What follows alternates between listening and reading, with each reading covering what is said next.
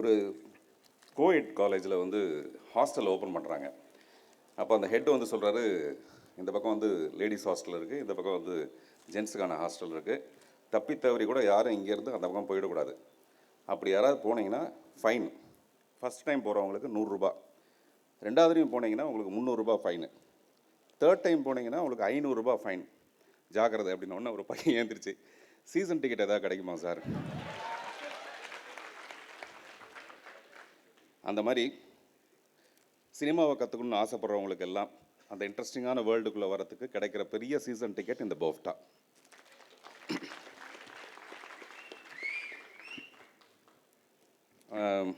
Screen play பற்றி நான் வேற ஒரு மேடையில் சொன்னது அது இந்த மேடைக்கு ரொம்ப பொருத்தமாக இருக்குன்னு நினைக்கிறேன். ஒரு 5 வயசு குழந்தை வந்து ஒரு 15 வயசு அக்கா கிட்ட வந்து செக்ஸ்னா என்ன அப்படின்னு வந்து கேட்குது. ஒரு 5 வயசு பையன். அக்காவுக்கு வந்து பயங்கர பதட்டம், இது என்ன சொல்கிறது அவங்ககிட்ட அப்படின்ட்டு. அவங்க அப்படியே தடுமாறிட்டு, நீ போய் அம்மாவை கேளு அப்படின்னா நேராக கிச்சனில் போய், அம்மா செக்ஸ்னா என்னம்மா அப்படின்னு கேட்குறான் அவன் ரொம்ப சாதாரணமாக. அம்மாவுக்கு இந்த கத்திரிக்காய் நறுக்கிட்டு இருந்தவங்க கையை நறுக்கிறாங்க, அந்த அளவுக்கு அவங்களுக்கு பயங்கர டென்ஷன். நீ போய் அப்பாட்ட கேளு அப்படின்னோடனே அப்பாட்ட போய் கேட்குறேன். அப்பா டக்குன்னு பாத்ரூம்குள்ளே ஓடி போயிறாரு, குளிச்சுட்டு வந்துடுறேன் அப்படின்னு சொல்லிட்டு உள்ளே ஓடி போயிறாரு. உள்ளே ஓடி போய் அங்கேருந்து அவர் ஃப்ரெண்டுக்கு ஃபோன் பண்ணுறாரு. ஃபோன் பண்ணி, என்னடா பையன் வந்து செக்ஸ்னா என்னன்னு கேட்குறேன், 5 வயசு அவனுக்கு, எப்படி சொல்கிறது அப்படின்னு. இந்த காலத்து பசங்களாம் தான் அப்படி தான் ஆகிட்டானுங்க, சொல்லி தொலை எப்படியாவது சொல்லி தொலை அப்படின்னு. அப்பா குளிச்சுட்டு வந்துட்டு அப்படியே ரொம்ப தடுமாறின மாதிரி, அதாவது அவன் அப்படியே பார்த்துட்டே நின்றுருக்கான், இந்த மௌன கீதங்கள் அந்த பையன் மாதிரி அப்படியே ஒரு ஒத்த கண்ணில் பார்த்துட்டு இருக்கான். இவர் வந்து நானும் அம்மாவும் கல்யாணம் பண்ணிக்கிட்டு அப்புறம் கோயிலுக்கு போயிட்டு வந்துட்டு அதுக்கப்புறம் பெரியவங்க காலெல்லாம் விழுந்து கும்பிட்டு அதுக்கப்புறம் நாங்கள் 2 பேரும் சாப்பிட்டு சந்தோஷமாக அப்படின்னோடனே அந்த பையன் இந்த மாதிரி ஒரு பேப்பர் எடுக்கிறான். நீ சொல்கிறதெல்லாம் இதில் எழுத முடியாது அப்படின்றான். என்னென்னா ஒரு அப்ளிகேஷன் ஃபார்மில் செக்ஸ்ன்னு போட்டு பக்கத்தில் 2 கட்டம் போட்டிருக்கு, மேல் ஆர் ஃபீமேல். பிரச்சனை வந்து அவ்வளோதான், ரொம்ப சின்ன பிரச்சனை அது. இதுதான் எனக்கு தெரிஞ்சு ஸ்க்ரீன் பிளேங்கிறது ஒரு பயங்கர த்ரில். இங்கேருந்து ஆரம்பித்து அம்மா பதறி, அவங்க பதறி, இவங்க பதறி, கடைசியில் பார்த்தா ரொம்ப சின்ன விஷயம் அந்த செக்ஸுங்கிறது. சரி, செக்ஸுங்கிறது இல்லை,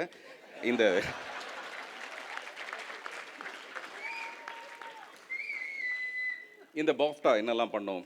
இங்கே எல்லாரையும் மாஸ்டர்னு சொல்லும்போது இதுக்கு ஒரு மாஸ்டர் பிரெயின் ஒன்று இருக்குது. அவர் தான் மிஸ்டர் தனஞ்சயன். டெஃபினட்டாக அவருக்கு ஒரு பயங்கர கிளாப்ஸ் ஒன்று கொடுக்கலாம். இந்த பாஃப்டா என்ன பண்ணலான்னு நினைக்குதுன்னா, பொதுவாக சிற்பிகளை வந்து சிலையை செதுக்குவாங்க. ஆனால் இங்கே சில சிற்பிகளை செதுக்கிறதுக்காக இந்த பாஃப்டா ஆரம்பிக்கப்பட்டிருக்கு. சிற்பிகளை நாங்கள் செதுக்கி விட்டோன்னு வச்சுக்கலாம், அதுக்கப்புறமேல நீங்கள் நிறைய சிலைகளை செதுக்கலாங்கிறதுக்காக. அப்புறம் கிட்டத்தட்ட எனக்கு இது ஒரு ரியல் எஸ்டேட் பிஸ்னஸ் மாதிரி தான் தெரியுது இந்த பாஃப்டா. ரியல் எஸ்டேட்னால் இந்த எந்த ஊர் போனாலும் ஒரு 500 கிலோமீட்டருக்கு போனால் கூட மீனம்பாக்கத்திற்கு மிக அருகில், பஸ்ஸை விட்டு இறங்கின உடனே அந்த மாதிரியான விஷயமா இல்லாமல், இது வந்து வானத்தை நாங்கள் வந்து உங்ககிட்ட விற்க போகிறோம். வானத்தை, முழு வானத்தையே உங்ககிட்ட ஒப்படைக்க போகிறோம். அதை வந்து ஒரு சின்ன பெனாக்குலர் மட்டும்தான் நாங்கள் கொடுக்குறோம், அதுதான் இந்த பாஃப்டா.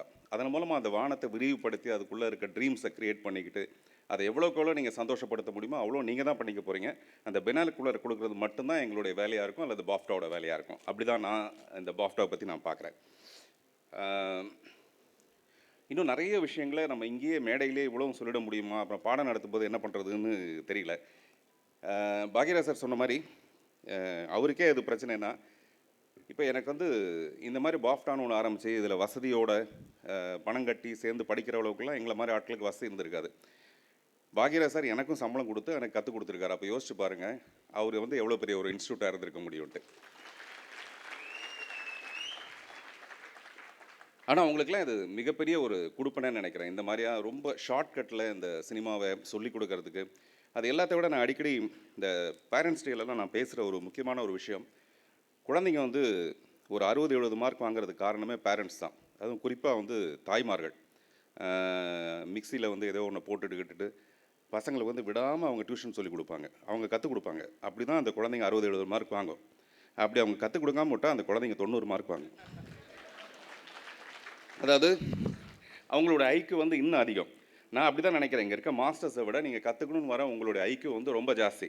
இப்போ எல்லாரும் பாக்யராஜ் சாரோ இல்லை மகேந்திரன் சாரோ எல்லாமே சொன்னது என்னென்னா, உங்கள்கிட்ட இருந்து வர கேள்விகள் மூலமாக நாங்களும் கற்றுக்கிறதுக்கு நிறைய விஷயம் இருக்குது. அதனால் நாங்கள் வந்து ஃபீஸ் கொடுக்காமல் நாங்கள் கற்றுக்க போகிறோம். எங்கள் சார்பாக நீங்கள் ஃபீஸ் கொடுத்து கற்றுக்க போகிறீங்க. அவ்வளோதான் நம்ம 2 பேருக்குள்ள மிகப்பெரிய ஒரு டிஃப்ரென்ஸு. இன்னும் நிறைய பேச இருக்குது, நிறைய பேசலாம் தொடர்ந்து. நன்றி. அனைவருக்கும் வணக்கம். தனஞ்சயன் சார் வந்து என்னை கூப்பிட்டு இந்த பாஃப்டா பற்றி சொன்னப்போ ஃபஸ்ட்டு எதுக்கு இது நம்மகிட்ட சொல்கிறாருன்ற மாதிரி ஒரு லைட்டாக பயம் வந்துச்சு. ஒரு வேலை இதில் சேர்ந்து படிக்கிறீங்களான்ற மாதிரி எதுவும் கேட்க போகிறாரா அப்படின்னு. அப்புறமே நீங்கள் அதை ஃபேக்கல்ட்டியாக இருக்கான்னு சொன்னார். அதை அக்செப்ட் பண்ணதுக்கு கண்டிப்பாக என்னோட ஒரு சுயநலம் தான் ரீசன். ஏன்னா நான் இன்ஜினியரிங் காலேஜ் தான் படித்தேன். ஸோ அதில் நிறையா சப்ஜெக்ட் வந்து ஏன் படித்தேன்னு எனக்கும் தெரில. அங்கே இருக்க எல்லா அங்கே என்னோடய ஃபேக்கல்ட்டி, ஹெச்ஓடி எல்லாருக்கூடையும் பிரச்சனை, என்கொயரி இப்படிலாம் போயிட்டே இருந்துச்சு. அப்போது வந்து நான் யோசிச்சிருக்கேன், நம்ம ஃபிலிம் தான் நம்ம யோசிச்சோம், ஃபிலிம் தான் படிக்கணும்னு. ஸோ அந்த மாதிரி ஒரு இன்ஸ்டியூஷன் எப்படி இருக்கும், நம்மளுக்கு பிடிச்ச சப்ஜெக்ட்டை படிக்க போகிறோம் ஹோல் டே கிளாஸ்க்கு வந்ததுலேருந்து. அப்புறம் நம்மளோட ஹெச்ஓடி எல்லாருமே வந்து நம்ம சினிமா பற்றி பேச போகிறாங்க. அதுவும் இப்போது வந்து பாஃப்டாவில் பார்த்தா all legends are being the HODs other faculty. So இந்த மாதிரி ஒரு அட்மாஸ்பியர் வந்து படிக்கணும்னு ஆசைப்பட்டதில் வந்து நம்மளே கூப்பிட்டு வந்து ஒரு ஃபேக்கல்ட்டின்ற பேரில் ஒரு ஃபேக்கல்ட்டி போர்வை போர்த்திய ஒரு ஸ்டூடெண்ட்டாக உள்ளே வந்திருக்கேன். So very excited to be for it. And also இங்கே அவங்க கொடுக்க போகிற மற்ற ஒரு இன்ஃப்ராஸ்ட்ரக்சர், அதுவும் எனக்கு தெரிஞ்சு தனியாக சொல்லிட்டு இருக்கும்போது ரொம்ப நிறைய இடங்களில் கிடைக்க முடியாத நிறைய இன்ஃப்ராஸ்ட்ரக்சர் டெவலப் பண்ணிகிட்ருக்காங்க. எஸ்பெஷலி வந்து இப்போ நல்ல ஒரு ஃபில்ம் மேக்கிங் புக் நீங்கள் ஒரு வாங்கினாலே ஒரு புக்கு வந்து மீன்ஸ் வெரி காஸ்ட்லி. அண்ட் இங்கே இருக்க போகிற லைப்ரரி, இங்கே இருக்க போகிற வீடியோ லைப்ரரி இதெல்லாம் பார்க்கும்போது டாரண்ட்டில் மட்டுமே டவுன்லோட் பண்ணி பார்த்த படங்கள்லாம் நீங்கள் ஒரிஜினல் டிவைடில் பெரிய ஸ்க்ரீனில் பார்த்து நம்ம கற்றுக்க முடியும். So I think it's very great venture and I'm very excited to be a part of it. Thank you. Bhagyaraj sir அப்படின்னாலே பயங்கர லெஜெண்ட் ஆச்சே. அவர் எங்களுக்கு வந்து ஹெச்ஓடி சொல்லி கொடுக்க போறாரு அப்படின்னாலே எங்களுக்கு வந்து பயங்கர பயமா இருக்கு. அவர் வந்து ஸ்ட்ரிக்ட் ப்ரொஃபஸரா இருக்க போறாரா இல்லை லீனியண்டா இருக்க போறாரா? இல்லை, நான் உள்ளே வந்ததுலேருந்து ஒரு சின்ன சம்சாரத்துக்கிட்ட பாஃப்டாவா போஃப்டாவா அப்படின்ட்டு பாஃப்டான்னு சொல்லிட்டு இருந்தீங்க. திடீர்னு இங்கிலீஷில் வந்து ஏதோ ஒரு அனௌன்ஸ்மெண்ட் வரும்போது போஃப்டாங்கிற மாதிரி இருந்தது. ஆமாம், என்னம்மா அது எது கரெக்டாகவே தெரியலையே அப்படின்னு. என்னென்னா நம்ம இது எதுக்கு சொல்ல வரேன்னா 16 வயதில் இன்னொரு தடவை எல்லாத்துக்கும் ரெஜிஸ்டர் பண்ணிடணும். அந்த 2வது நாள் 3வது நாள் ஷூட்டிங் முடிஞ்ச உடனே அதுதான் ஃபஸ்ட்டு படம் எங்கள் டைரக்டர் அசிஸ்டண்ட்டாக சேர்ந்தது. எனக்கு ஸ்கிரிப்ட் நாலேஜ் இருக்குது, டைரக்ஷனுக்கு வந்து வான்னு சொல்லி கூப்பிட்டப்போ எனக்கு எதுவுமே தெரியாது சார் டைரக்ஷன் பற்றி. உனக்கு ஸ்கிரிப்ட் நாலேஜ் இருக்குது, இது டெக்னிக்கல் நாலேஜ் ஈஸியாக கற்றுக்கலாம் வாயா அப்படின்னாரு. 2 நாள் ஷூட்டிங் முடித்து 3வது நாள் வந்து டைரக்டர் வர்றதுக்கு முன்னாடி உட்காந்துருந்தேன். அங்கே அந்த எக்ஸ்போஸ் பண்ண ஃபிலிம் பாக்ஸ் இருக்க அது வச்சு அதை டேப் போட்டு ஒட்டி வச்சுருந்தது. எனக்கு ஒரு சின்ன டவுட்டு, கமல், ஸ்ரீதேவி இவங்கெல்லாம் நடித்தது இப்போ இதை பிரித்து பார்த்தோம்னா பிக்சர் தெரியுமா, அதனால் அதை பிரித்து பார்க்கலாமா அப்படின்னு சொல்லிட்டு அதுக்கப்புறம் அது ஒட்டி வச்சுருக்காங்களே, ஏன் ஒட்டி வச்சுருக்காங்க, சும்மா இருந்தால் பரவாயில்லையே அப்படின்ட்டு அதையே பார்த்துட்டு இருந்தேன். டைரக்டர் உள்ளே வந்துட்டார். என்னையா அதையே பார்த்துட்டு இருக்கேன். இல்லை சார், அதை எடுத்தால் பார்த்தா தெரியுமா என்ன, சாமி ராஜா என் வாழ்க்கையே முடிக்க தெரிஞ்சியே அப்படின்னாரு. எதுக்கு சொல்ல வரேன்னா அப்படித்தான் இருந்தேன். ஆனால் வளர்ந்துருக்குறோம் அப்படின்னு சொன்னோம்னா என்ன மாதிரி நிறைய பேர் இருக்கலாம். அதனால் யாரும் நம்பிக்கை இழந்துடாது. நம்ம என்னடா இப்படி இருக்கிறோமே அப்படின்னு சொல்லிட்டு யாருமே நம்பிக்கை இழக்கக்கூடாது. அதனால் வந்துட்டா எது வேணாலும் கற்றுக்கலாம். அதே மாதிரி சினிமாவில் நான் சொல்ல விரும்புகிறது அதுதான். எங்கிட்ட முந்தான முடிச்சு அல்லது எங்கள் சின்ன ராஜா இந்த மாதிரி இது நம்மளால் இதெல்லாம் முதல்ல எங்கிட்ட அந்த சப்ஜெக்ட் இருந்திருந்தால் வந்தோன்னையுமே சில்வர் ஜூப்ளி படமாக நான் ஸ்டார்ட் பண்ணியிருப்பேன். நான் ஒரு சூரலாத சித்திரங்கள் ஸ்டார்ட் பண்ணி அதுக்கப்புறம் ஒரு கேவசை, அப்புறம் மௌன கீதங்கள் அப்படின்னு சொல்லிட்டு இப்படி தான் வந்தேன். என்னென்னா நம்மக்கிட்ட எல்லாமே ஸ்டாக்கோடு நம்ம வந்து சினிமாவுக்கு வரணுங்கிறது அல்ல, அவசியம் இல்லை. வந்ததுக்கப்புறம் ஒவ்வொன்றா கற்றுக்கலாம், ஒவ்வொன்றும் கற்றுக்கிட்டு அதனால் அந்த தன்னம்பிக்கை அப்படிங்கிறது ரொம்ப முக்கியம். ஸோ எங்கிட்ட வந்து நான் என்னென்னா மகேந்திர சார் அழகாக சொல்லிட்டு இருந்தார், என்னென்னா டீம் ஒர்க்னாரு. நானும் சுந்தர் சியும் கொஞ்சம் முன்னால் பேசிக்கிட்டோம். என்னென்னா நாங்கள் ஃப்ரெஷ்னப் பண்ணிக்கிறதுக்கு எங்களுக்கு ஒரு வாய்ப்பு இது அப்படின்னு சொல்லிட்டு. ஏன்னா ஒரு சினிமாவுக்கு வரும்போது அதுக்கு முன்னால் நான் எங்கே வேணால் ஒரு பார்பர் ஷாப்பில் போய் உட்காரலாம், ஒரு டீ கடையில் உட்காரலாம், எலக்ட்ரிக் ட்ரெயினில் போகலாம், பஸ்ஸில் போகலாம், எங்கே வேணால் போகலாம். இது சினிமாவுக்கு வர வர அந்த இது அப்படியே வந்து விலைக்கு போயிடும். நம்ம லைம்லைட்டுக்கு வர வர வர அதுக்கான வாய்ப்புகள் போயிடும். அதுக்கான வாய்ப்புகள் போகுதுங்கும் போது அப் டு டேட்டில் என்ன நடக்குது அப்படிங்கிறது நமக்கு தெரியாமையே போயிடும். அது என்னென்னா ஒரு ரைட்டரு ஒரு டைரக்டரு எல்லாத்துக்குமே வந்து அந்த மாதிரி ஒரு கேப் வராமல் பார்த்துக்கணும். அதனால தான் நான் வந்து என் அசிஸ்டண்ட்டுக்கிட்ட எப்போயுமே வாயை கிளறிக்கிட்டே இருப்பேன். நீ எங்கே குடியிருக்கிற, என்ன பண்ணுற, என்ன வாடகை, என்ன எதுன்னு ஏதாவது அசிஸ்டண்ட்டுங்க என்ன அப் டு டேட்டில் என்ன இருக்குதோ அவங்க பிரச்சனைகள்லாம் சொல்லுவாங்க. அது மாதிரி வந்து இப்போ எங்களுக்கு வந்து இது ஒரு நல்ல வாய்ப்பு அவங்ககிட்ட பழகிக்கிறதுக்கு. எங்ககிட்ட அவங்க பழகிக்கிறதுக்கு என்னென்னா, அதாவது நாங்கள் எங்கெங்கெல்லாம் இடர்பட்டு எங்கெங்கெல்லாம் அடிபட்டமோ அந்த இடத்தையெல்லாம் வந்து கரெக்டாக இங்கே இது இருக்குது, இங்கே இப்படி இருக்குது, அப்படி இருக்குதுன்னு சொல்லிட்டு அவங்களுக்கு ஒரு அடையாளம் சொல்லிட்டோம்னா அவங்க கொஞ்சம் ஜேர்னி வந்து கொஞ்சம் அவங்களுக்கு ஈஸியாக இருக்கும். அப்புறம் சீக்கிரமாகவும் வந்து சேரலாம். இந்த மாதிரி பாப்டா மாதிரி வந்து நான்லாம் சினிமாவுக்கு வர்றதுக்கு முன்னால் இருந்திருந்தால் இன்னும் கொஞ்சம் ஒரு 5 வருஷம் 10 வருஷம் முன்னாலேயே கூட நான் சினிமாவுக்கு வந்ததுக்கான வாய்ப்புகள் இருந்திருக்கும். ஆனால் அதெல்லாம் படிக்கிறதுக்கான வாய்ப்பு அடுத்த தலைமுறைக்கு தனஞ்சயன் அவர்கள் வந்து இவ்வளோ பிரமாதமாக ஒன்று ஆர்கனைஸ் பண்ணி கொடுத்துருக்காரு. ஸோ இனிமேல் ஃப்யூச்சரில் நிறைய பேர் சினிமாவுக்கு வர்றதுக்கான வாய்ப்புகள் இருக்குது. அதனால் அந்த வாய்ப்புகளை வந்து பயன்படுத்திக்கிற அளவுக்கு இங்கே இருக்கிறவங்க எல்லாருமே வந்து அவங்கவுங்க அனுபவத்தை வந்து சொல்லுவாங்க.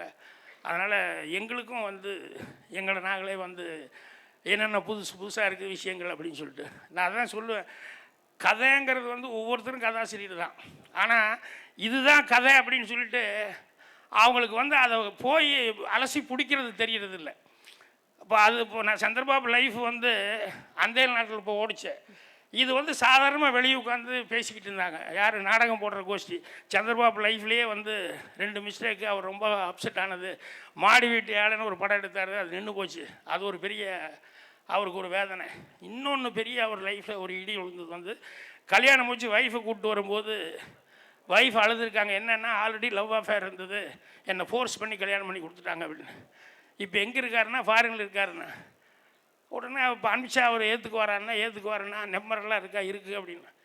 இப்போது உடனே அவர் வந்து அனுப்பிச்சி வச்சுருக்கும் போது அந்த சந்திரபாபு கேரக்டரைசேஷன் நினச்சி பார்த்தா எனக்கு இவ்வளோ நல்ல கேரக்டரைசேஷன், இப்படி ஒரு ஆள் ஒரு ஹஸ்பண்ட் அப்படிங்கும்போது இவ்வளோ நல்ல ஸ்டோரியாக இருக்கே அப்படின்னு சொல்லிட்டு அங்கேருந்து நான் பிடிச்சேன். ஆனால் ஸ்க்ரீன் பிளேன்னு வரும்போது என்னென்னா அதை விட என்னோடய கேரக்டரு பாலக்காட்டு மாதம் அவர் டாமினேட் பண்ணிட்டு போயிட்டார். என்னென்னா ஸ்க்ரீன் பிளே வரும்போது அப்படி வந்துருச்சு. ஸோ அது மாதிரி ஒவ்வொருத்தருக்கும் பாதித்த விஷயங்கள் நிறைய இருக்கும். இது கதையாக வரும் அப்படிங்கிற அந்த ரூட்டை வந்து நம்ம இப்படி சொல்ல ஆரம்பித்தோம்னா மற்றவங்களுக்கு வந்து அந்த ஸ்டோரி ஸ்க்ரீன் பிளே அதெல்லாம் அண்டர்ஸ்டாண்ட் பண்ணிக்கிறதுக்கு ஈஸியாக இருக்கும். அதனால் எடுத்த படத்தில் ஏன் எப்படி என்னத்தினால இந்த மாதிரிலாம் எடுத்தோம் அப்படிங்கிறத சொல்லும்போது அவங்களும் படம் பார்த்துருப்பாங்க. அதனால் அவங்களுக்கும் ஈஸியாக மைண்டில் ஏறும். அதனால் என்கிட்ட நீங்கள் முதல்ல கேட்டீங்களே, ஸ்ட்ரிக்டாக இருப்பேன். எங்கன்னா இவங்ககிட்ட ஸ்ட்ரிக்டாக இருக்க மாட்டேன். எங்கிட்ட இருக்கிற அசிஸ்டண்ட்டுக்கிட்ட ஸ்ட்ரிக்டாக இருப்பேன். சரியாக வேலை செய்யலைன்னு சொன்னோம்னா ஏதாவது தப்பு பண்ணிட்டாங்கன்னா ஒன்று கோவிச்சிக்கிறது உண்டு. அதை பார்த்திபனெல்லாம் வச்சுட்டு இல்லைன்னு சொல்ல முடியாது. சார் அப்போ கோவம் வரும்போது ஸ்கேலால் அடிப்பீங்களா முருங்கைக்காவால் அடிப்பீங்களா சார்? ஆஹா, முருங்கை ரொம்ப லேட்டாக தாங்க வந்தது. முந்தான முடிச்ச வரைக்கும் முருங்கை வரல. இங்கிலாந்துக்கு பாஃப்டா சார், இந்தியாவுக்கு பாஃப்டா, அதான் நம்ம எக்ஸ்பிளனேஷன். அப்படியா? ஆமாம் சார். அதாவது இங்கிலீஷ்காரன் சொல்லும்போது போஃப்டா அப்படின்னு சொன்ன மாதிரி இருந்தது. அப்புறம் நம்ம ஆளுகள்லாம் பேசும்போது நீங்கள்லாம் சொல்லும்போது பாஃப்டான்னு சொன்னீங்க. அந்த குழப்பத்திலேயே வந்தேன் நான். சார் இப்போது பேடில் ஸ்க்ரீன் ப்ளே எழுதுகிற டேரக்டர்ஸும் இருக்காங்க, ஹைஃபண்டாக ஐபேடில் எழுதுகிறவங்களும் இருக்காங்க, அங்கே போய் யோசிச்சு படம் பண்ணுறவங்களும் இருக்காங்க. ஸோ இப்போ இந்த ஜென்ரேஷனுக்கு ஸ்க்ரீன் ப்ளேன்ற அந்த மாடியூலை தாட் ப்ராசஸ் எப்படி ரைட்டிங்காக மாற்றணுன்றத பசங்களுக்கு ஏதாவது ஒரு ஐடியா வச்சுருக்கீங்களா? நான் டீச்சர்ஸ் ப்ரிப்பேர் பண்ணிட்டு தான் வருவாங்க கிளாஸுக்கு. ஸோ இல்லை அப்படி இல்லைங்க. இப்போ நான் வந்து உட்கார்ந்து டைலாக்ஸ் எழுதுனது அப்படிங்கிறது வந்து எங்கள் டைரக்டருக்காக உட்காந்து எழுதி கொடுத்தேன். இப்போ சிவப்ரோஜாக்கள் எங்கள் டைரக்டருக்காக நான் உட்காந்து எழுதி கொடுத்தேன். புதிய வார்ப்புகள் நானும் நடிச்சிட்டு இருந்ததுனால அங்கங்கே அப்பப்போ எழுதிக்கிட்டேன். அப்புறம் கைதியின் டைரி அவர் போய் அட்டன் பண்ண முடியாது. ஏன்னா அப்போ நான் முந்தான முடித்த அடுத்த படங்கள் எல்லாம் வேறு வேலையில் இருக்கிறேன். அதனால் வந்து கைதியின் டைரி வந்து அவருக்கு எழுதி கொடுத்துட்டேன் முதல்லையே. பாக்கி என்னோடய படங்களில் பெரும்பாலும் வந்து நான் ஸ்பாட்டில் போய் தான் இது பண்ணுவேன். ஆனால் ஸ்பாட்டில் போய் பண்ணுறேன்னா அது வந்து யாருமே வந்து ஓஹோ நம்மளும் இப்படி பண்ணிடலான்னு ஈஸியாக நினச்சிடாதீங்க. ஸ்பாட்டில் போய் பண்ணுறது அளவுக்கு நான் டிஸ்கஷன் வந்து அவ்வளோ தூரம் அசை போட்டு வச்சுருப்பேன். 2.5 மணி நேரம் எனக்கு வந்து படம் வந்து கதையை சொல்லு அப்படின்னு சொன்னோம்னா 2.5 மணி நேரம் படம் வந்து சொல்கிற அளவுக்கு கிளியராக மைண்டில் இருக்கும். அதனால் அங்கே போய் எழுத்துப்பூர்வமாக வருமா ஒழிய மற்றபடி மைண்டில் ஃபுல்லாக வச்சுருப்பேன். ஆனால் அப்படி இருந்தாலும் உட்கார்ந்து எழுதிட்டு போயிடுறதுங்கிறது என்னை கேட்டால் பெட்டர். பார்த்திபனுக்கெல்லாம் தெரியும்னா கைதியின் டைரி வந்து அமிதாப் பச்சன் அவர் ஹிந்தியில் பேசணும், ரைட்டர் ஹிந்தியில் எழுதணுங்கிறதுனால முழுக்க உட்காந்து எழுதிட்டேன். எழுதி முடிச்சதுக்கப்புறம் தான் அவங்க ட்ரான்ஸ்லேட் பண்ண முடியும். அதனால் அடுத்த நாள் வேலை பார்க்கும்போது இன்னும் கொஞ்சம் சுலபமாக இருந்தது. நான் ஒரு 30 ஆண்டு காலமாக 35 ஆண்டு காலமாக என்னை நானே ஒரு நடிகனாக ஆய்வு செய்து கொண்டே இருக்கிறேன். இந்த ஒரு தருணத்தில் அந்த ஆய்வு முற்று பெற்றதா இல்லை, அது தொடர்ந்து கொண்டே இருக்கும். இந்த தருணம் அடுத்த தலைமுறைக்கு ஒரு நடிகனை உருவாக்குகின்ற ஒரு பொறுப்பை எடுத்துக்கொண்டு இருக்கிறேன் என்கின்ற பொழுது உண்மையில் நான் தழுத்தழுக்கிறது. அதற்கு என்னுடைய நாடக ஆசிரியர்கள், என்னுடைய ஆசிரியர்களுக்கு என் நன்றி கூறி, இந்த நடிப்பு பயிற்சி ஏன் அவசியம் என்பதை தெளிவுபடுத்த விரும்புகிறேன். உண்மையில் இந்த துறையை நான் தேர்ந்தெடுக்கவில்லை. எனக்கு நடிகனாக வேண்டும் என்ற ஆசை எப்பொழுதுமே இருந்ததில்லை. நான் ஒரு நடுத்தர குடும்பத்திலிருந்து வந்தவன். ஒரு வினோத கனவு என் தகப்பனாருக்கு இருந்தது, நான் நடிகனாக வேண்டும் என்பது. நான் அழுது பார்த்தேன், முரண்டு பிடித்தேன். வேணாம்ப்பா, அது ஒரு வேலை இல்லை, வேணாம். எனக்கு ஒரு மாதத்துக்கு 300 ரூபா வேலை கிடைச்சா எனக்கு சந்தோஷம், அவ்வளோதான் என்னுடைய எதிர்பார்ப்பு இருந்தது. ஆனால் என்னுடைய தந்தையார் தீர்க்கதரிசியாக இருந்திருப்பாரோ என்னவோ, அவர் நான் நடிகனாவதில் மிக பிடிவாதமாக இருந்தார். அடிபட்டு இருக்கிறேன், உதைப்பட்டு இருக்கிறேன். தப்பிப்பதற்காக விமானப்படையில் சேர்ந்தேன். ஏன்னா 15 வருஷம் வரவே முடியாது போனால். அங்கிருந்தும் இழுத்து வந்தார். பல வகைகளில் என் தந்தையாருக்கு நான் நன்றி கடன் பட்டிருக்கிறேன். ஒரு விஷயத்திற்காக, அவருக்காக நான் எல்லாவற்றையும் அவர் பாதத்தில் வைக்கிறேன். அவர் படிக்காதவர், படிப்பறிவில்லாதவர். நான் ஏர்ஃபோர்ஸிலிருந்து வரும்பொழுது அவர் கையில் ஒரு விண்ணப்ப படிவம் இருந்தது. அது south Indian film chamber of commerce நடத்தி கொண்டிருந்த நடிப்பு பள்ளியினுடைய விண்ணப்பத்தாள்.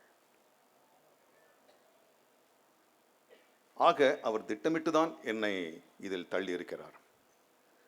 எனக்கும் ஒரு நடிகனுக்கு பயிற்சி அவசியமா என்று தான் இருந்தது.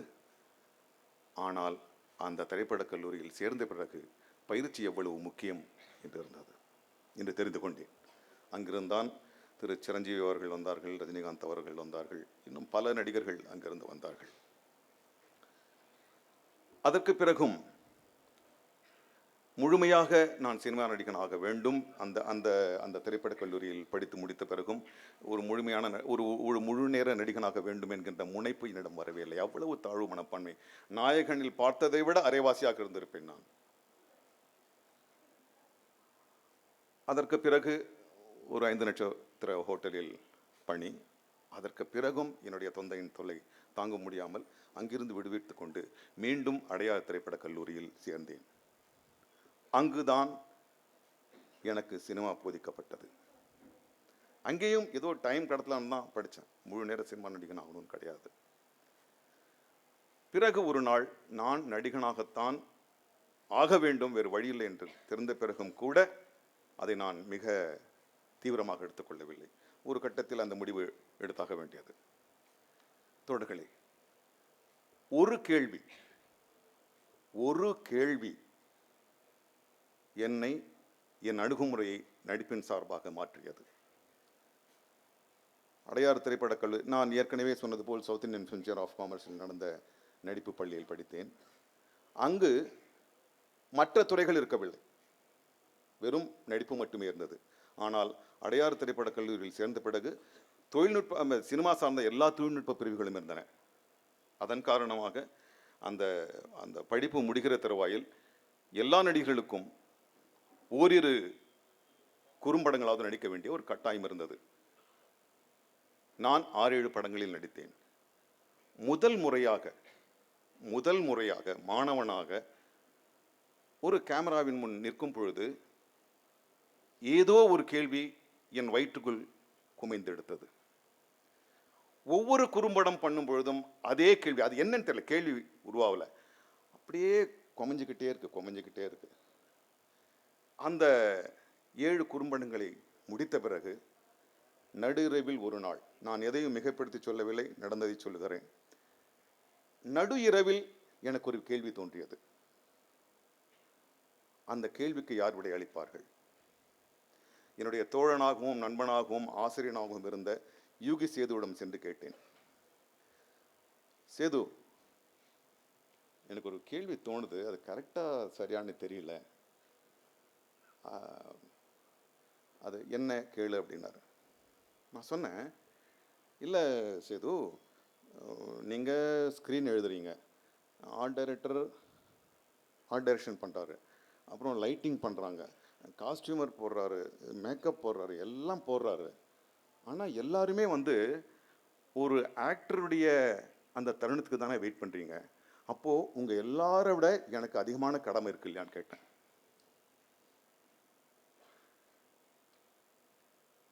யூகி சேது அப்போ சொன்னார், Nassar, you have evolved as an actor அப்படின்னாரு. இந்த தருணம் வரை நான் ஏற்கனவே என்னுடைய வாழ்க்கையின் பொன்னான ஒரு 4 வருடங்களை நடிப்பு பயில்வதற்காக செலவிட்டு விட்டேன். இந்த கேள்விக்கு பிறகு மீண்டும் படித்ததை மறந்து அக்ஷரத்திலிருந்து நான் மீண்டும் தொடங்கினேன் ஒரு 3 வருடம். அப்பொழுதுதான் நான் நடிப்பு என்கின்ற ஒரு கலையை முழுமையாக என்னுள் வாங்கி கொண்டேன். அப்பொழுதுதான் எனக்குள் ஒரு கர்வம் பிறந்தது. நான் சினிமாவில் நடிப்பதனால் மட்டும் நடிகன் அல்ல, நான் முழுமையான நடிகன். எனக்கு வாய்ப்பு வராமல் இருக்கலாம், நான் முழுமையான நடிகன் என்கின்ற ஒரு தன்னம்பிக்கையை என்னுடைய கல்விதான் கொடுத்தது. என்னுடைய ஜாதகம் அல்ல, என்னுடைய விதி அப்படி எழுதப்பட்டிருக்கவில்லை. நான் பெற்ற கல்வி கர்வம் இல்லை, தன்னம்பிக்கை எனக்கு கொடுத்தது, நான் நடிகன் என்ற ஒரு விஷயத்தை. 2 கல்விகளில் 2 நடிப்பு பள்ளிகளில் படித்தேன், போதவில்லை.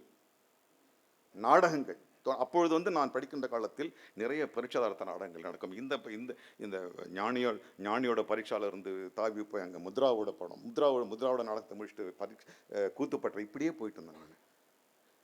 ஒரு நடிகனின் சுகானுபவம் வங்கியிலே எவ்வளவு பணம் சேருகிறது என்பதல்ல, அந்த நடிப்பு என்கின்ற கலையின் விளிம்பை எவ்வளவு தூரம் நெருங்கி செல்கிறோம் என்பதுதான் என்னுடைய பயணமாக இருக்கிறது. அந்த பயணத்திற்கு எனக்கு தெம்பு கொடுப்பது நான் கடந்து வந்த கல்வி முறைதான். அந்த ஒரு விஷயத்தை நான் என்னுடைய அடுத்த தலைமுறையோடு நான் பகிர்ந்து கொள்கிறது வேறு காரணங்களே இல்லை. மிகவும் சந்தோஷம். இந்த தருணத்துக்கு முன்பு வரை என்னுடைய பேட்டிகளிலே, என்னுடைய பேச்சுகளிலே எப்பொழுதும் எனக்கு ஒரு குறைபாடு உண்டு. 100 வருடம் கடந்து வந்த ஒரு தமிழ் சினிமா, விழா கொண்டாடுகிற சினிமா, தனக்கென்று ஒரு கல்வி முறையை வகுத்துக் கொள்ளாது மிகப்பெரிய குறை. இன்றைக்கும் கனவுகளோடு தான் வருகிறார்களே தவிர கல்வியோடு வருவதில்லை. கல்வி முதலில் உங்களை ஒரு சுய ஆய்வு செய்ய வைக்கும், உங்களுடைய எல்லைகளை உங்களுக்கு வகுத்துக் கொடுக்கும், அந்த எல்லைக்குள் நீங்கள் ராஜாவாக இருக்க கற்றுக் கொடுக்கும். இல்லை என்றால் கனவிலேயே ராஜாவாகி கனவிலேயே மடிந்து போவீர்கள். என்னுடைய கடமை to create a responsible, socially conscious and an intelligent actor.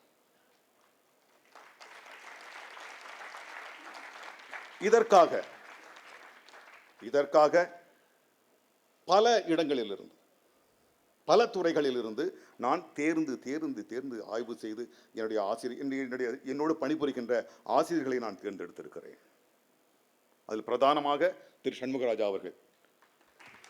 தனியாக நின்றுட்டீங்களா? சாரி. அவர் என்னை விட மிகச்சிறந்த ஒரு கல்வி கூடத்திலிருந்து பயின்று வந்தவர். நேஷனல் ஸ்கூல் ஆஃப் டிராமா என்று டெல்லியில் இயங்குகின்ற அந்த நடிப்பு பள்ளி இந்தியாவிலேயே மிகச்சிறந்த உலகத்தரம் வாய்ந்த ஒரு பள்ளி. அங்கு அவர் நடிப்பை பயின்றிருக்கிறார். பல சிறு படங்களுக்கு அவர் பட்டறைகளை நடத்தியிருக்கிறார். பல படங்களுக்கு அவர் காஸ்டிங் டைரக்டராக இருக்கிறார். அவரும் நானும் சேர்ந்து இந்த பாடத்திட்டத்தை வரையறுத்திருக்கிறோம். அஃப்கோர்ஸ் என்னுடைய நண்பர்கள் பல என்னோடு நடித்த பல கதாநாயகர்கள், குணச்சித்திர நடிகர்கள் எல்லோரும் இந்த வகுப்புக்கு வருவார்கள். ஆனால் இந்த கல்வி முறையை வழிநடத்தி செல்வது இந்தியாவிலிருந்து பல இடத்திலிருந்து வரப்போகின்ற பல்வேறு துறைகளில் அனுபவம் பெற்ற, முதிர்ச்சி பெற்ற பல்வேறு ஆசிரியர்கள். ஆக மிகப்பெரிய ஒரு பொறுப்பை நான் எடுத்துக்கொண்டிருக்கிறேன். மிகப்பெரிய பொறுப்பை நீங்கள் மாணவர்களாக சேர்ந்தால் உங்கள் வாழ்க்கையை என்னிடம் ஒப்படைக்கப் போகிறீர்கள். உங்கள் கனவை நிஜமாக்க முன்வருகிறீர்கள் என்னை நம்பி. எனக்கு நடுக்கமாக இருக்கிறது. ஆனால் என் கல்வி தந்த தன்னம்பிக்கை அந்த நடுக்கத்தை மறையச் செய்யும். நிச்சயமாக உங்களை ஒரு சோஷியலி கான்ஷியஸாக, ஒரு ரெஸ்பான்சிபிள் ஆக்டராக, ஒரு அறிவுபூர்வமான நடிகனாக என்னால் ஆக்க முடியும் என்ற நம்பிக்கையோடு விடைபெறுகிறேன். இந்த பார்த்திபன் இந்த கதையை வந்து கிட்டத்தட்ட 9வது தடவை வித்துட்ருக்காருக்கு. நான் அவர் இப்போ ஐயோ இதே கதையை ஆரம்பிக்கிறாரு அப்படின்னு. அது மாதிரி நீங்கள் ரிப்பீட் பண்ணிடாதீங்க, கொஞ்சம் ஜாக்கிரதையாக இருந்துங்க, அதுதான் முக்கியம். முக்கியமாக சில கன்சர்ன்ஸில் வந்து சொல்லுவாங்க, இங்கே பாக்கியராஜ் சாருக்கு ரொம்ப அனுபவப்பட்ட ஒரு விஷயத்த ஒன்று சொல்லலான்னு ஆசைப்பட்றேன். பூர்ணிமா மேடத்துக்கு ஏற்கனவே தெரியும். அதாவது என்னென்னா, ஒரு தேவர் ஃபிலிம்ஸில் ஒரு கண்டிஷன்ஸ்லாம் வைப்பாங்க. சில கம்பெனிலாம் சில கண்டிஷன்ஸ் இருக்கும். எங்களுக்குன்னு ஒரு கண்டிஷன், அதாவது கடவுள் பக்தி இருக்கணும், பொம்பளை சென்டிமெண்ட் இருக்கணும், அடுத்தது என்னன்னு கேள்வி இருக்கணும். அப்போ தான் ஒரு படம் நிறைவாக இருக்கும் அப்படின்னு ஒரு கொள்கை இருக்குது. பார்த்திபன் சார் பாக்கியராஜ் சார் வந்து அங்கே போய் அசிஸ்டண்ட்டாக சேர்த்துருக்காரு தூயவனோடு. அப்போ வந்து தூயவன்கிட்ட நானும் கதை சொல்கிறேனே சொன்னோன்னே ஒரு நாள் வந்து இது வந்து வேறு ஆள்கிட்டேருந்து நான் கேட்டது சார், உண்மையாக என்ன தெரியல. உடனே அவங்க சொல்லிட்டு தூயவன் சார் வந்து என்கிட்ட ஒரு அசிஸ்டண்ட் வந்து சேர்ந்துருக்கேன், அவன் கரெக்டாக சொல்லுவான்னு நினைக்கிறேன், நீங்கள் கேட்டு பாருங்களேன் அப்படின்னோடனே பாண்டி பஜார் பக்கத்தில் திரும்புகிற இடத்துல தான் தேவர் ஃபிலிம்ஸ் ஆஃபீஸு. அப்படி போய் திரும்பினா ராஜகுமாரின்னு ஒரு தேட்டர் இருக்கும். ஏறினார் தேவர் ஏறினான்னு, ஏப்பா சொல்லுவியா அப்படின்னேன். நீங்கள் ரெடியானா இப்போ சொல்கிறேன் அப்படின்னு சொன்னாங்க. அவங்க கேட்ட கண்டிஷன்ஸ், கடவுள் பக்தி இருக்கணும், பொம்பளை சென்டிமெண்ட் இருக்கணும், அடுத்தது என்னன்னு கேள்வி இருக்கணும். இப்படிங்கிற 3 கண்டிஷன்ஸோட சொல்லுவியான்னு கேட்டிருக்காரு. சொல்லியிருக்காரு. உடனே திரும்பி நின்றுட்டு, ஐயோ கடவுளே என்னை கற்பழிச்சது யாரோன்னாரு இவர். ஐயோ கடவுளையில பக்தி வந்துருச்சா, கற்பழிச்சதில் பொம்பளை சென்டிமெண்ட் வந்துருச்சா, யாரோங்கிறத கேள்வி நீங்கள் கேட்குற கேள்வி வந்துருச்சான்னாரு.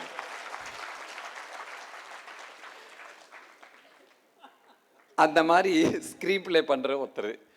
ஒவ்வொரு டிபார்ட்மெண்ட்லேயும் இதில் செலக்ட் பண்ண ஆளுங்க ஒவ்வொருத்தருமே அருமையான இருக்குது. எங்களுடைய டிபார்ட்மெண்ட்டு மகேந்திரன் சார் இருக்கிறதுனால அவர்கிட்டருந்தே நாங்கள் நிறைய கற்றுக்க வேண்டியிருக்குது. மகேந்திரன் சார் சொன்ன மாதிரி உங்களுடைய இன்ட்ராக்ஷன் எங்களுக்கு பெரிய பலமாக இருக்கும். தேங்க்யூ. ஒரு டைரக்டராக எவ்வளோ யோசிச்சு உங்களோட கற்பனையை அப்படியே வந்து நீங்கள் பிரதிபலிக்கிற மாதிரி படங்கள் எங்களுக்கு கொடுத்தாச்சு. பட் இப்போ வந்து ஒரு ஷிஃப்ட் ஆஃப் உங்களோட கெரியர், ஏன்னா நீங்கள் ஒரு ஹெச்ஓடி ஆஃப் அ டிபார்ட்மெண்ட்டாக எப்படி வந்து ஃபிலிம் மேக்கிங் அப்படிங்கிற அந்த கோர்ஸை ஸ்டூடெண்ட்ஸ்க்கு வந்து அதை பாஸ் பண்ண போகிறீங்க? பாஸ் பண்ண போகிறத விட அவங்கள்ட்ட நான் எடுத்துக்கிறது தான் அதிகமாக இருக்கும். நான் நிறைய தெரிஞ்சுக்கலாம் அவங்கள்ட்ட இருந்து. ஃபர்ஸ்ட் ஆஃப் ஆல் உங்கள்கிட்ட ஒன்று சொல்ல நினைக்கிறேன். டேரக்டர்னு சொன்னீங்க.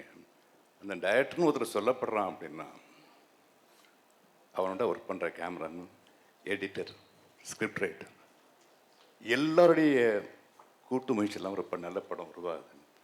உடனே டைரக்டர் தான் பேர் தேடிட்டு போயிடுறாரு. ஓகேங்களா? ஸோ என்னை பொறுத்த வரைக்கும் it's a team work always. Director மட்டும் நீங்கள் தனியாக பிரித்து பார்க்காதீங்க. So my humble request. So இப்போ என்னுடைய அடுத்த இந்த ஃபேஸ், இப்போது ஸ்டூடெண்ட்ஸுங்கிற வரவங்க, இப்போ நான் ஸ்டூடெண்ட் தான். நான் ஒன்றும் இங்கே யாருக்கும் கற்றுக் கொடுக்க போகிறது கிடையாது. அவங்கள்ட்ட இன்ட்ராக்ட் பண்ணும்போது அவங்கள்ட்ட நான் என்ன தெரிஞ்சுக்க போகிறேன்னு. இப்போது சப்போஸ் நீங்கள் ஒரு யோகா குரு, டீச்சர் அல்லது ஃபிசிக்கல் ட்ரெயினர், ஃபிசிக்கல் எஜுகேஷனில் அப்படி பண்ணும்போது ஸ்டூடெண்ட்ஸுக்கு நீங்கள் செஞ்சும் காட்டணும், அவங்களும் செய்யணும். யோகாசனத்தை நீங்கள் செய்யும்போது அவங்க ஸ்டூடெண்ட்ஸ் செய்வாங்க. ஸோ ஃபிசிக்கல் எஜுகேஷன் வரும்போது அந்த டீச்சர் என்ன பண்ணணும், ஸ்டூடெண்ட்ஸ் என்ன பண்ணணுமோ அவர் செய்து காட்டுவார். ஸோ 2 பேருக்குமே ஈக்குவலான லெசன் நடக்கும், கிளாஸ் நடக்கும். அப்படித்தான் இந்த டைரக்ஷனை பொறுத்த வரைக்கும் அங்கே பேசப்படுற விஷயங்கள் சில சமயம் ஸ்டூடெண்ட்ஸே ரொம்ப இன்னோவேட்டிவாக கேள்வி கேட்பாங்க. இப்போது நீங்கள் முதல்ல அபிஷேக் சொல்லிக்கிட்டு இருந்தீங்க மேடையில், கட்டுறது பழக்கமான அந்த பழமொழி. அதே போல் சினிமா பற்றி நானும் கூட கட்டுறது கைவிளவு தான், கடல் அளவு தெரிஞ்சிக்க வேண்டியது இருக்குது. ஸோ கையளவு தெரிஞ்சிட்ருக்கோம் இல்லையா, அதை எப்படி அவங்கள கேட்டர் பண்ண போகிறோம். அது கேட்டர் பண்ண போது ஸ்டூடெண்ட்ஸை இன்னோவேட்டிவாக நிறைய கொஸ்டின்ஸ் கேட்பான். எப்போவுமே கொஸ்டின்ஸ் கேட்கப்படும் போது தான் ஒரு நல்ல விஷயங்கள் வெளியே வரும். எவ்வளவு கேள்வி கேட்டு சில சமயம் சில ஸ்டூடெண்ட்ஸ் அற்புதமான கேள்வி நம்மளே தான் வச்சுருவோம். நீங்கள் டீச்சராக இல்லை இருந்தவங்களை கேட்டு பாருங்கள். நீங்கள் அது ஏன் இது இப்படின்னு கேட்டு இது எப்படி அது எப்படின்னு கேட்டாங்கன்னா உங்களுக்கு பதில் சொல்ல ரொம்ப கஷ்டப்படுவீங்க. ஸோ அப்படி பதில் சொல்ல கஷ்டப்படாமல் அந்த அற்புதமான கேள்வி நீங்கள் உள்வாங்கிக்கிட்டு நல்ல கேள்வியாக இருக்கு, நல்ல ஆன்சர் தேடணுமே அப்படின்னு நினச்சோம்னா வி ஃபைண்ட் சம்திங் இன்னோவேட்டிவாக. ஸோ இதை கொடுக்கல் வாங்கல் மாதிரி தான் இருக்குமே தவிர வேற ஒன்று. அதே சமயம் one thing, first of all இங்கே நம்ம தேங்க் பண்ண வேண்டியது மிஸ்டர் தனஞ்சயன் சார். நீங்கள் எல்லாரையும் கூப்பிட்றதுக்கு முன்னாடி எனக்கு ரொம்ப ஆச்சரியமாக இருக்குது. நானும் பல காலமாக நினச்சிக்கிட்டு இருப்பேன், தமிழ் சினிமாவில் இவ்வளோ மாற்றங்கள் வரணும்னு நினைக்கிறேன் நான். என்ன பண்ண நிறைய பேர் இருக்காங்க, அதை செயல்படுத்துறது எப்படின்னு ஒன்று தெரியல. அது எல்லாரையும் உணரப்பட வேண்டிய ஒரு மாற்றங்கள், ஒரு ஆசை, ஆம்பிஷன்ஸ் இருக்கணும். இதுக்கு என்ன பண்ணலாங்கிறப்போ எனக்கு அவ்வளோ புஸ்தாலி இல்லை, நான் அவ்வளோ கொஞ்சம் டல் தான். ஆசை இருந்தது, அதை எப்படி எக்ஸிக்யூட் பண்ணுறதுன்னு எனக்கு தெரியாமல் இருந்துச்சு. ஆனால் தனஞ்சயன் சார் ஒரு அவுட்ஸ்டாண்டிங் ஹியூமன் பீயிங். இங்கே மேடைக்காக அவர் புழணுங்கிறதுக்காக போடல, ஆத்மாத்மா சார். அவர் இது போல் பாஃப்டா போல் ஒரு அகாடமி ஆரம்பிக்கணும்னு சொன்னப்போ எனக்கு அவர் மேலே முழு நம்பிக்கை வந்துச்சு. ஏன் வந்துச்சுன்னா, அவர் யூடிவியில் வந்து சவுத் இந்தியா பார்த்தா he's the head for UTV productions. அவர் தான் மற்றவங்களுக்கு தெரியும், but is a great man. He knows everything about cinema. Good cinema இது எப்படி, பேட் சினிமா, இன்டர்நேஷ்னல் சினிமா எப்படி இருக்கும், இந்தியன் சினிமா எப்படி இருக்கும், ஹிந்தி சினிமா அப்படி இருக்கும், தமிழ் சினிமா அப்படி இருக்குது, வியாபாரம் என்ன, இது சோ மெனி திங்ஸ். அதனால் சினிமா பற்றின அத்தனை நுணுக்கங்களும் நிறைய அவருக்கு தெரியும். ஏராளமான அற்புதமான புக்ஸ் அவர் எழுதியிருக்காரு. Best of Tamil cinema and pride of Tamil cinema. அப்புறம் ஹிந்துவில் தொடர்ந்து நிறைய அவர் has written a lot about cinema. அதான் சினிமாவுடைய எல்லா ஃபேஸஸும் அவருக்கு தெரியும். ஸோ எனக்கு அவர் மேலே ரொம்ப ஆழமான ஒரு நம்பிக்கை வந்தது, இவரால் இது முடியும்னு சொல்லிட்டு. ஆனால் இவ்வளோ சீக்கிரம் இவ்வளோ பிரம்மாண்டமாக, ரொம்ப அழகாக, ரொம்ப யோசித்து ஃப்யூச்சரை பற்றி நல்லா திங்க் பண்ணி இவ்வளோ அற்புதமாக ஒன்று க்ரியேட் பண்ணியிருக்காரு பாஃப்டான்னு சொல்லிட்டு. ஸோ முதல் என்னுடைய நம்ம அனைவருடைய வாழ்த்தும் நன்றியும் மிஸ்டர் தனஞ்சயன் சார். இன்னும் ஃபியூ இயர்ஸ் கழித்து இந்த அகாடமிலேருந்து பெஸ்ட்டு ஸ்டூடெண்ட்ஸ், படைப்பாளிகள் வருவாங்க. அவங்கள்ட்ட நன்றி சொல்ல வேண்டியது திரு தனஞ்சயன் அவர்களுக்கு மட்டும்தான். இன்னைக்கு நெக்ஸ்ட் கொஸ்டின் இருந்தால் சொல்லுங்கள், என்ன பயிர். Thank you sir. நீங்க இனி ஏதாவது பேசணும்னு நினைச்சீங்கன்னா ப்ளீஸ் ஷேர் யுவர் வேர்ட்ஸ். நீங்கள் கேட்டதான் சொல்லுவேன். நாங்க கேட்கணும்னு நினைச்சது நீங்க உங்களோட சேலஞ்சஸ் பத்தி தான், அது நீங்க சொல்லிட்டீங்க. ஸோ எனிதிங் எல்ஸ், உங்களோட விஷஸ் ஏதாவது நீங்க ஆசைப்பட்டீங்கன்னா ப்ளீஸ் ஷேர் வித் அஸ். ஒரே ஆசை அனிமா,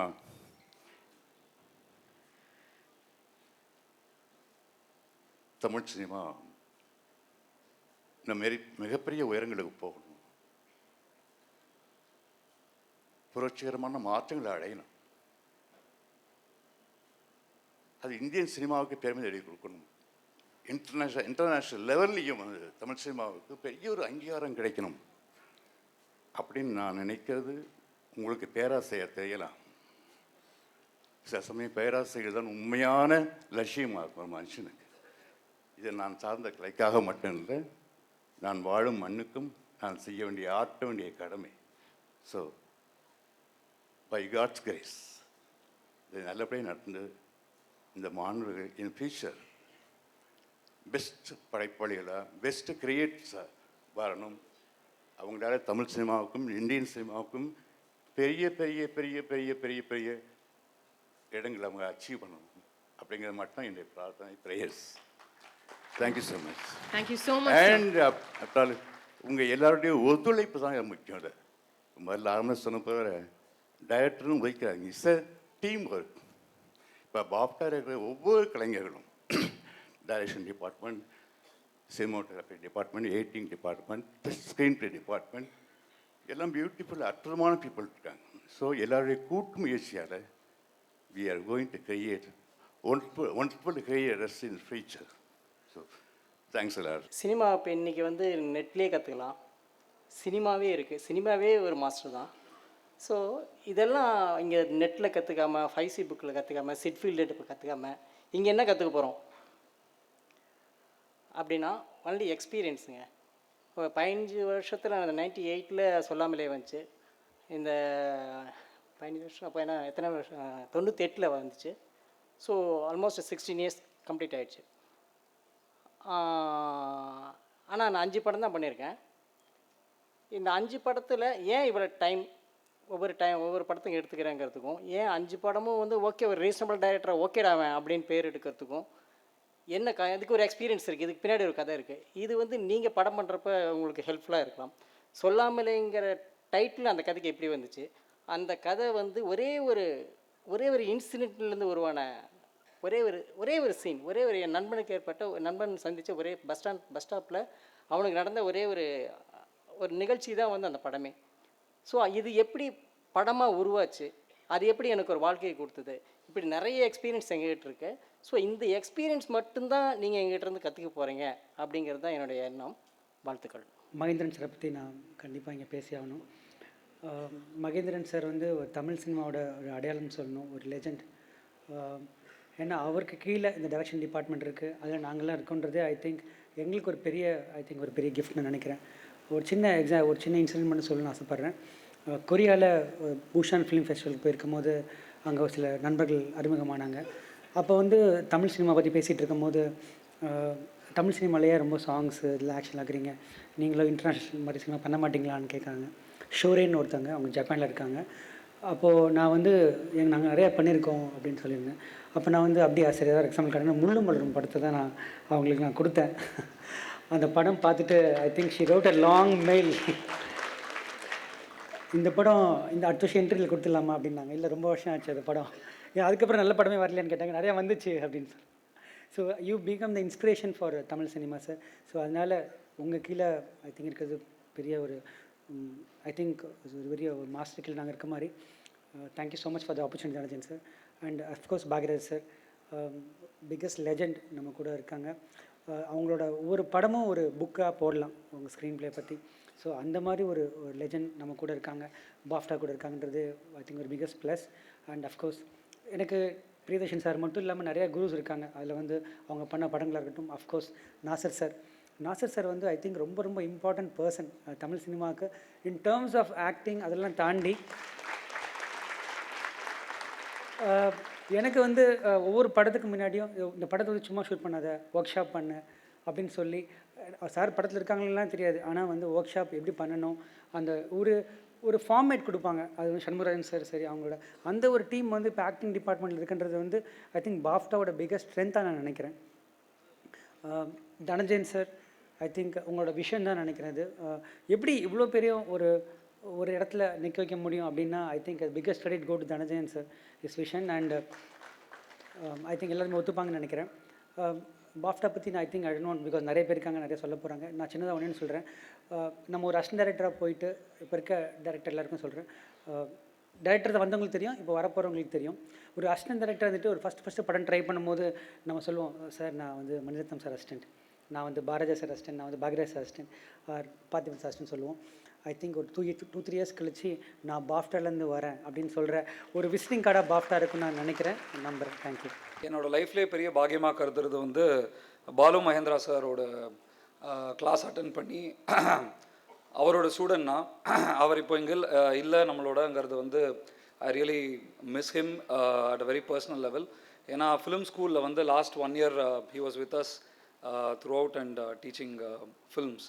ஸோ அது வந்து ஒரு துரோணரோட வந்து ஒரு ஏகலைவன் வந்து பக்கத்தில் உட்காந்து படித்த மாதிரி ஒரு ஃபீலிங் இருந்தது. ஸோ அதே ஒரு பாக்கியம் இப்போ உங்கள் எல்லாருக்கும் வரப்போகுது. இந்த மாதிரி லெஜண்ட்ஸோட சேர்ந்து ஒரு குருகுலம் மாதிரி சினிமாவை கற்றுக்க ஒரு பெரிய பாக்கியம். அண்ட் அந்த ஒரு ஏகலைவனாக நானும் வந்து இவங்களை எல்லாரோடையும் உட்காந்து கற்றுக்க எனக்கு ஒரு chance. Thank you. Hi, YouTube viewers, please subscribe to Red Pix.